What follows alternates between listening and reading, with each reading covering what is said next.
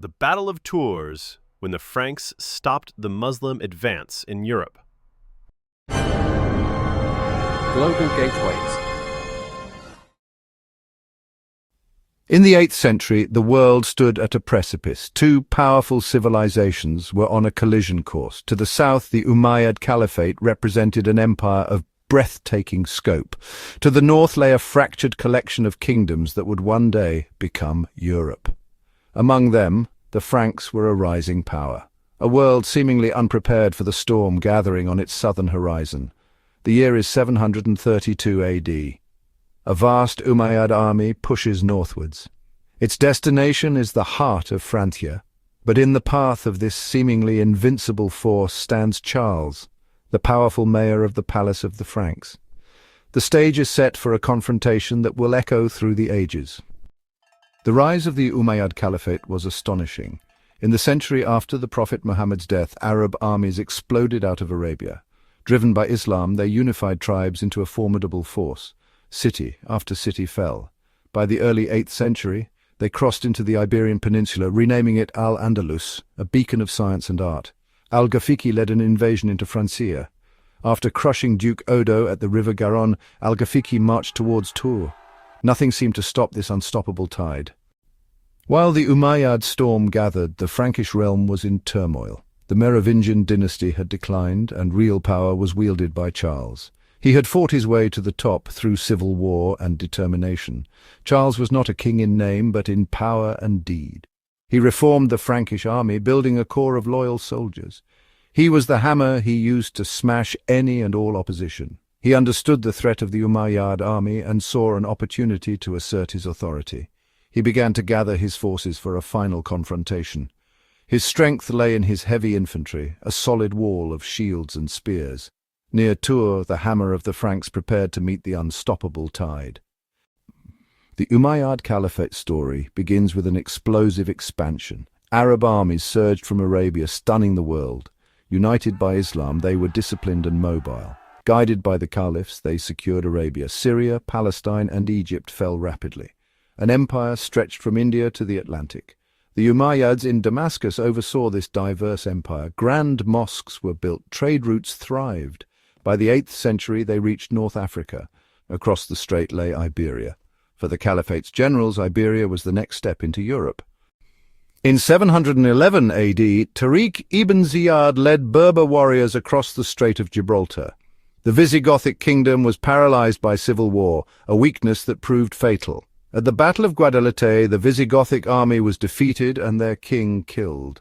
The door to Iberia was now open, and a lightning-fast campaign followed.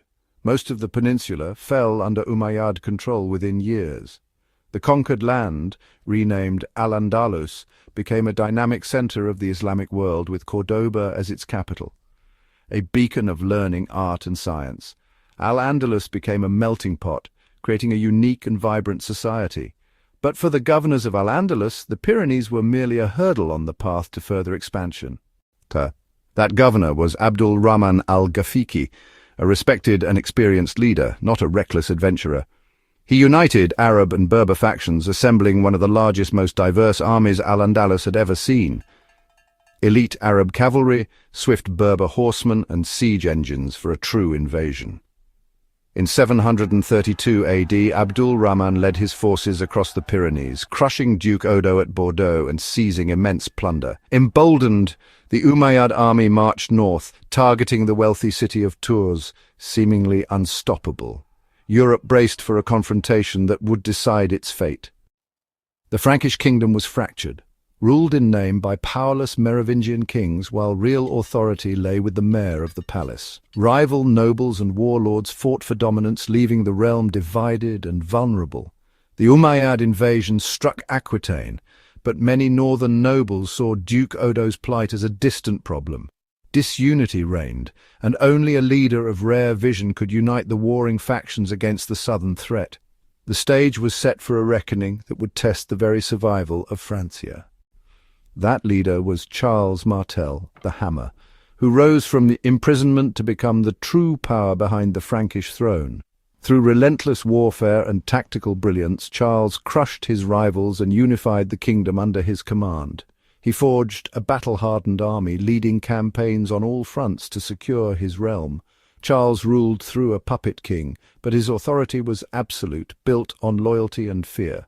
When the Umayyad threat loomed, Charles was ready, a seasoned general at the height of his power. Charles's army was tough, disciplined, and built for defense, centered on heavy infantry, not knights. He funded his troops with confiscated church lands, ensuring loyalty and readiness. Frankish warriors formed a formidable shield wall, armed with spears, axes, and simple armor. Unlike the mobile Umayyad cavalry, Charles's strength lay in holding ground and absorbing attacks. His strategy: choose the battlefield, force the enemy to break against his unyielding line. News of Odo's defeat didn't rattle Charles. He used it to secure Odo's allegiance and consolidate power. Charles gathered his forces methodically, letting the Umayyads overextend and slow themselves with plunder.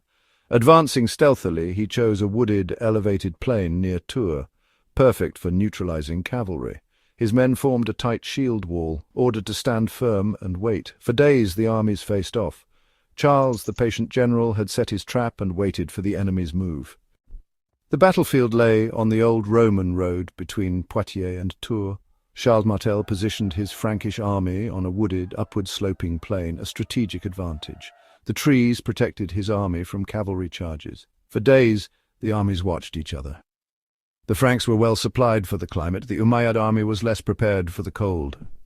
Abdul Rahman hesitated, expecting a disorganized rabble. Not this disciplined host.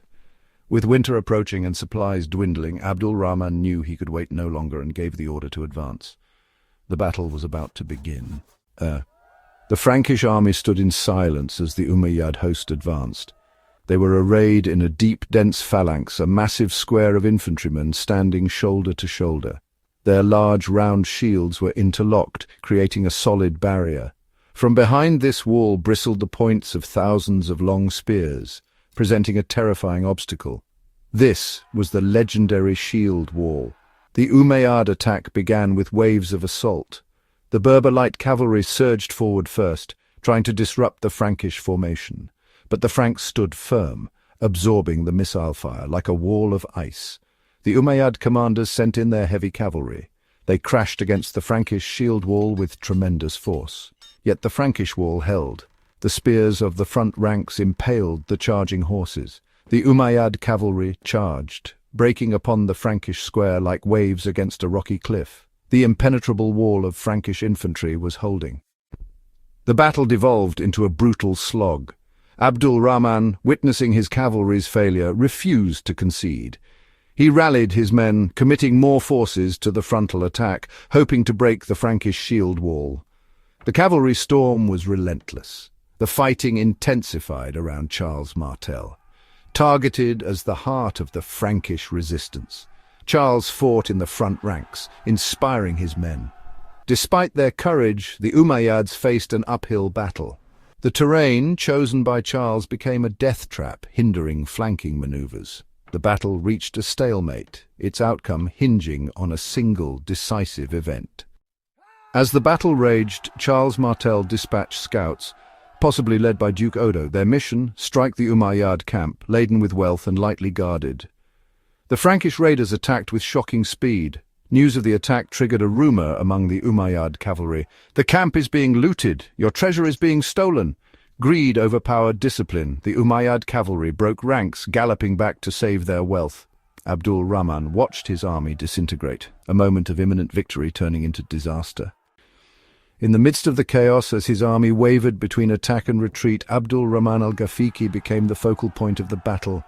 He was a conspicuous figure on his magnificent horse, riding desperately among his men, trying to stem the tide of the panicked withdrawal. He was the commander, the heart and soul of the invasion, and his personal courage was undeniable. He refused to accept defeat and gallantly attempted to rally a corps of his most loyal bodyguards and elite horsemen to reform a battle line and push back against the Franks. For a moment it seemed as if his sheer force of will might be enough to turn the tide back in his favor. It was at this critical juncture that he was spotted by the Franks. Whether it was by a lucky spear cast from the shield wall or by a group of Frankish infantry who surged forward to engage him, the accounts are honestly a bit unclear. What is certain is that in the swirling melee, surrounded by his retreating soldiers, Abdul Rahman was cut down and killed. A spear or javelin found its mark, and the great governor of Al-Andalus, the leader of the seemingly unstoppable invasion, fell from his horse, mortally wounded. His death was the final, decisive blow from which the Umayyad army could not recover.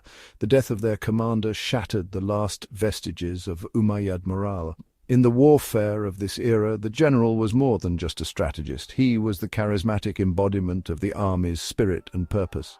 With Abdul Rahman slain, the command structure collapsed instantly. The panicked retreat turned into a full-scale rout. There was no second in command with the authority to rally the troops and organize a fighting withdrawal. The various factions within the army, Arabs, Berbers, and others, no longer had a single leader to unite them. Each man now fought for his own survival, desperately trying to escape the battlefield and the vengeful Franks. The Frankish army, however, did not give chase. Charles Martel, ever the cautious and disciplined general, held his men in their tight formation. He suspected a trap. It was common for retreating armies to feign a rout, hoping to lure the victorious enemy into a disorganized pursuit where they could be turned upon and destroyed. As darkness began to fall across the bloody field, Charles ordered his men to hold their position, to remain in their shield wall throughout the night, ready for a renewed attack at dawn. He had won the battle, but he would not risk throwing away his hard-won victory in a reckless pursuit. The Franks spent a tense and cold night on the battlefield, remaining in their defensive square, surrounded by the dead and dying. They were exhausted and battered, but they were victorious. They listened to the sounds of the Umayyad camp, expecting a renewed assault with the first light of dawn. The air was filled with the grim aftermath of battle, the cries of the wounded and the eerie silence from the direction of the enemy lines. Charles Martel and his men stood ready, their spears pointed outward, their shields locked, prepared to endure another day of brutal combat. But when the sun rose the next morning, it revealed an astonishing sight. The vast plain before them was empty. The Umayyad army was gone. Under the cover of darkness, the remnants of the invasion force had abandoned their camp, leaving behind their tents their wounded and a significant portion of their plundered treasure. They had slipped away during the night, a shattered and leaderless host. The great invasion of Francia was over. The unstoppable tide had finally been broken. Charles ordered his men to cautiously advance and inspect the deserted camp. They found a scene of hasty departure. Tents were left standing. Cooking fires were still smouldering, and the ground was littered with discarded weapons and supplies. The sheer scale of the abandoned camp gave the Franks their first true sense of the size of the army they had faced and defeated. For the Frankish soldiers, it was a moment of profound relief and triumph. They had faced one of the world's great military powers, and had not only survived, but had emerged as the undisputed victors. The Battle of Tours had ended. Charles Martel had achieved a stunning and decisive victory against overwhelming odds. He had done so through brilliant strategic patience, careful selection of the battlefield, and the incredible discipline of his heavy infantry. He had met the mobile cavalry storm of the Umayyads with the immovable object of his Frankish shield wall, and the wall had held. As his men began the grim task of burying their dead and gathering the spoils of war, the true significance of what they had just accomplished began to dawn. They had not just won a battle, they had altered the course of history. The Umayyad army, shattered and demoralized, began a grueling retreat towards the Pyrenees. Harried by local resistance and internal division, the retreat compounded the military catastrophe. The defeat sent shockwaves across the Umayyad Caliphate, tarnishing its aura of invincibility. In Al-Andalus, it triggered political instability and civil strife. The prospect of invading Francia ended. Charles Martel secured his kingdom's southern frontier. The defeat marked the high water mark of Umayyad expansion into Western Europe. The Pyrenees became a more permanent border between civilizations. For Charles Martel, the victory at Tours was an unparalleled personal and political triumph. It solidified his authority over the entire Frankish realm in a way that honestly no previous battle could have. His longtime rival, Duke Odo of Aquitaine, was now firmly his subordinate, and the other nobles of the kingdom were left in awe of his military prowess. He was no longer just the mayor of the palace, the strongman of Austrasia. He was the undisputed master of Francia. The victory provided him with immense prestige and the political capital he needed to further centralize power and continue his reforms of the state and the army, laying the essential groundwork for his successors. The battle also transformed Charles's image throughout the Christian world. He was hailed as the savior of Christendom, the great champion who had stood against the tide of Islamic expansion and protected the faith. It was after this victory that he was given the epithet Martellus, the hammer, a name that perfectly captured his role in smashing the Umayyad invasion. This title was not just a reflection of his military might, but also a powerful piece of propaganda. It elevated him to a near-legendary status, a divinely favored warrior who had defended the church in its hour of greatest need, a protector of the faith in a time of great peril. This newfound prestige allowed Charles to take actions that would have been unthinkable before. He continued to confiscate church lands on a massive scale to fund his professional army, a move that drew criticism from clerical writers, but was now politically untouchable. He could justify it as a necessary measure to protect the very existence of the church itself. His victory gave him the authority to intervene in church affairs, appointing bishops and abbots who were loyal to him. In essence, the battle allowed him to subordinate the church to the state, making it another instrument of his power and a source of revenue for his military machine. Ultimately, the legacy of Charles Martel, forged at Tours, was the foundation of a new European dynasty. His son Pepin the Short would leverage the immense prestige of his father to depose the last Merovingian king and have himself crowned King of the Franks with the Pope's blessing. His grandson would be even greater, Charlemagne, the first Holy Roman Emperor, who would build upon the military and political foundations laid by his grandfather. The Carolingian Empire, which would define the political and cultural map of early medieval Europe, grew directly from the authority and power Charles Martel secured on that fateful day near Tours. Myths and realities, these shape how we remember the past. For centuries, the Battle of Tours has been depicted as one of the most decisive moments in world history. The traditional narrative, popularized by historians like Edward Gibbon in the 18th century, presents the battle as the critical event that saved Europe from Islamic conquest. In this view, had Charles Martel been defeated, the Umayyad armies would have swept across Europe, conquering Paris and Rome, and the continent would have developed under Muslim rule. Cathedrals would have been replaced by mosques, and the course of Western civilization would have been, well, irrevocably altered. This dramatic interpretation paints Charles as the savior of a nascent European identity. However, many modern historians urge a more nuanced and cautious assessment of the battle's true importance. They argue that the Umayyad force was not necessarily a full-scale invasion of conquest, but rather a large and ambitious raiding party, primarily focused on plunder, especially the treasures of the Abbey of Saint Martin at Tours. While it was a formidable army, its supply lines were stretched thin, and it was operating far from its home base. It is, honestly, questionable whether this single force had the logistical capability or the manpower to conquer and hold all of Francia, let alone the rest of Europe, even if it had won the battle. Furthermore, these historians point to the internal problems already brewing within the Umayyad Caliphate. The empire was vast and becoming increasingly difficult to govern from Damascus. The Berber revolt, which erupted in North Africa and Al-Andalus shortly after the battle, was a far greater threat to Umayyad power in the west than the Frankish army was. This internal strife would have likely halted any further major expansionary efforts regardless of the outcome at Tours. Therefore, the battle might be seen less as the event that stopped the invasion, and more as an event that accelerated a process of consolidation and withdrawal that was already becoming inevitable.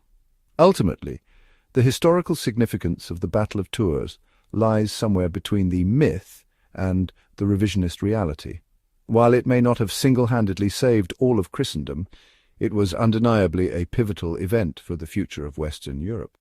It decisively halted the Umayyad advance into the Frankish heartlands and established the Pyrenees as a de facto frontier.